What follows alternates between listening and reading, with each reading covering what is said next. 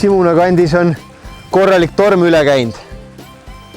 Loodame, et Medax Max hoidis viljapõllud püsti, mitte nagu selle puuga juhtus.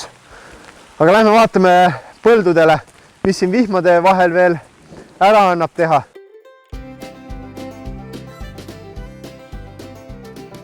Jälle kord jookseme aja ja ilmaga võidu. Siin põllul lipulehe pritsimine ehk nisu kõige olulisem pritsering veel teostamata. Aga see tuleb kindlasti siin lähipäevadel. Siiamaani on taimed üsna puhtad olnud haigustest, aga niiskusolud on head, sooja temperatuuri on, et ega need haigusedki tulemata jää. Siin sai T1 tehtud 26.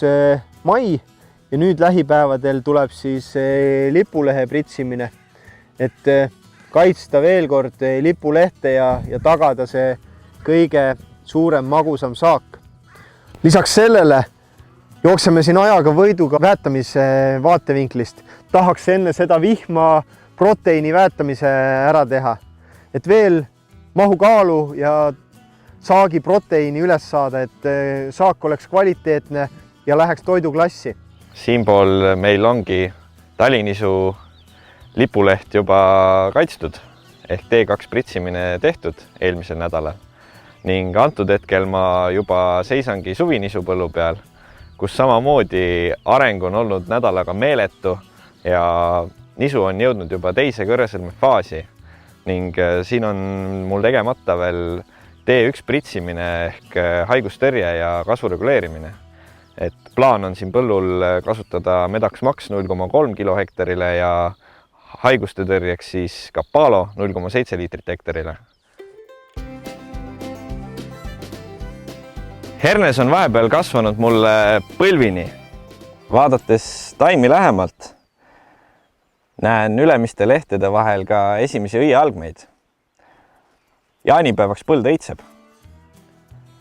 Kindlasti käin põldu veel seiramas, sest õitsemise ajal hakkab lendlema hernemähkur, kes siis muneb väikestele kauna algmetele vassed, kellest arenevad röövikud ning kes närivad ennast kauna sisse ja hakkavad meie hernest närima.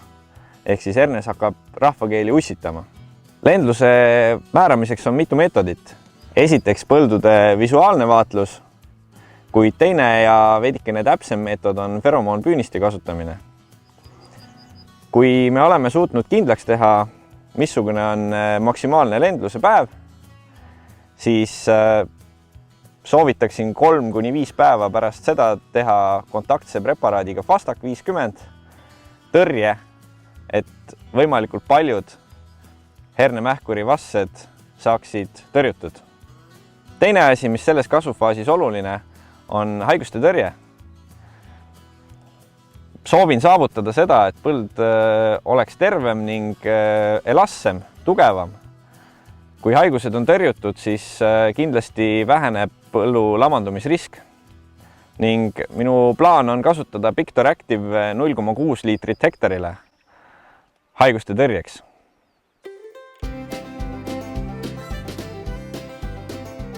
Suvioder on sellel aastal väga heas konditsioonis.